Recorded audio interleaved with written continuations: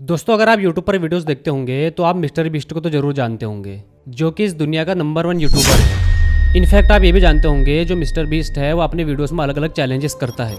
तो mister beast ने सोचा कि इस बार कुछ अलग करते हैं। इस बार किसी जंगल या आइलैंड में जाने से अच्छा है अपने दोस्तों के साथ किसी हॉन्टेड जगह में जाया जाए, जहाँ वो अपनी टीम के साथ पूरे 24 घंटे बिता सके।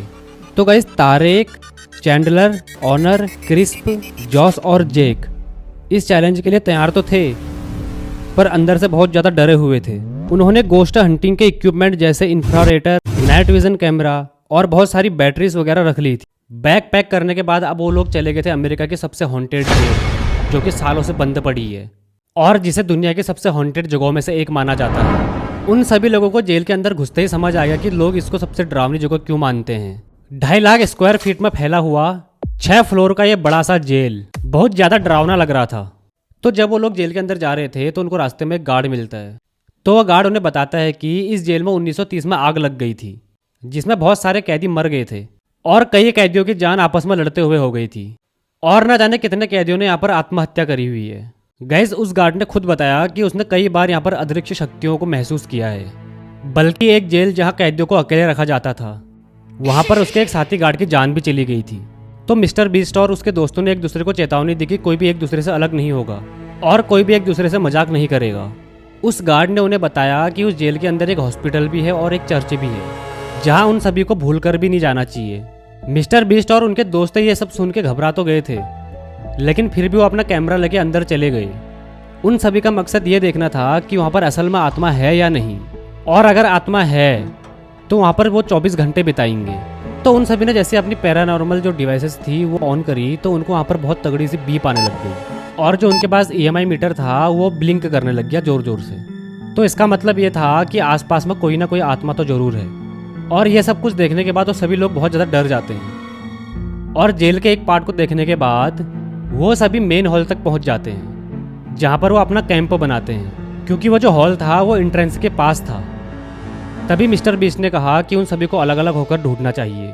तो डिसाइड हुआ कि चैंडलर, मिस्टर बीस्ट और जोस हॉस्पिटल को एक्सप्लोर करेंगे। क्रिस, जेक और कॉनर ये सभी जेल के दूसरे पार्ट पर जाएंगे, वही जेल जहां कैदियों को अकेले बंद रखा जाता था। मिस्टर बीस्ट और उसके 2 दोस्त जेल की पुरानी सीढ़ियों पर चढ़कर वीडियो रिकॉर्ड कर रहे थे और तभी उन्हें वहां पर एक पुराने टेबल पर रखा हुआ एक पोस्टर मिलता है, जो कि एक पॉपुलर फिल्म का था।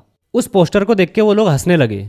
तभी एकदम से जो चैंडलर के हाथ में EMF मीटर था वो ब्लिंक करने लगा और ठीक उसी टाइम पे मिस्टर बीस्ट को ऐसा लगा कि जैसे कोई जोर का सायरन बजा। तो ये बात थोड़ी सी अजीब थी क्योंकि वहाँ आसपास में कोई भी सायरन नहीं था।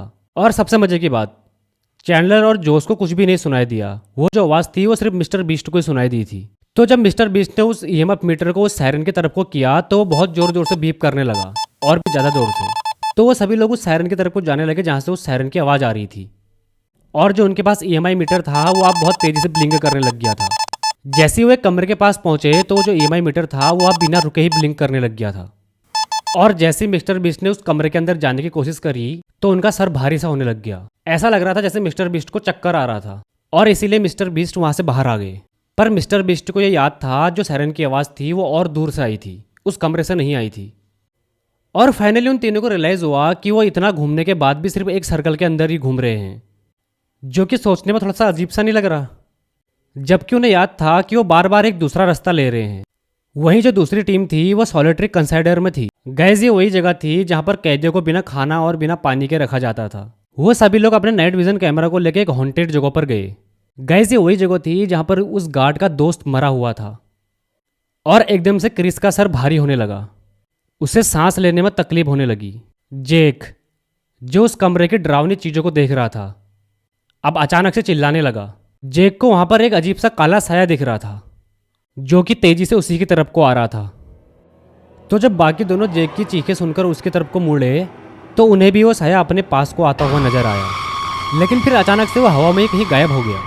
उन लोगों ने जब आपस में उस साया के बारे में डिस्कस किया तो तीनों बहुत ज़्यादा घबरा गए। तभी जेक को महसूस होता है कि उसके बगल में कोई खड़ा है और जोर जोर से सांसें ले रहा है, लेकिन वहाँ कोई भी नहीं था। और फिर अचानक से वो काला साया उनके ठीक सामने आके खड़ा हो गया। उस काले साया को देख के वो तीनों चिल्लाते हुए वहाँ से भाग गए और वॉकी टॉकीज पर अपनी टीम को डरते हुए ये बात बताने लगे जब मिस्टर बीस्ट और उसके दो दोस्तों ने ये बात सुनी तो उन सभी को ये मजाक लगा। उन सभी को ये लगा कि जो उनके दोस्त हैं वो उनसे मजाक कर रहे हैं। लेकिन तभी उनकी जो दूसरी टीम थी वो उनसे बोलती है कि वो जल्दी से उस जगह से निकल जाएं, क्योंकि अब मिस्टर बीस्ट को भी थोड़ी अपने दोस्तों की चिंता होने लग गई थी। क्योंकि जब वो लोग अंदर आ रहे थे तो उन लोगों ने पहले ही बोल दिया था कि कोई किसी के साथ मजाक नहीं करेगा, तो उन्हें भी यही लगता है कि कोई उनके साथ मजाक तो नहीं कर रहा होगा।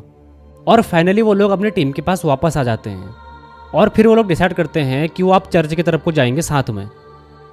गाइस ये वही चर्च है जहाँ पर लोगों को फांसी दी जाती थी, और वहाँ पर ऐसा भी कहा जाता है कि जिन लोगों को वहाँ पर फांसी दी जाती थी उनकी आत्माएं आज भी वहीं पर भटकती है। तो गाइस इस वीडियो में सिर्फ इतना ही, इसके आगे की कहानी हम नेक्स्ट पार्ट में सुनेंगे। आई होप आपको ये वीडियो अच्छी लगी हो। अगर वीडियो अच्छी लगी तो कमेंट करके जरूर बताना। तो गाइस इस कहानी के नेक्स्ट पार्ट के लिए चैनल को सब्सक्राइब जरूर कर लेना और बेल आइकन जरूर दबा देना ताकि आपको सबसे पहले नोटिफिकेशन आए। धन्यवाद।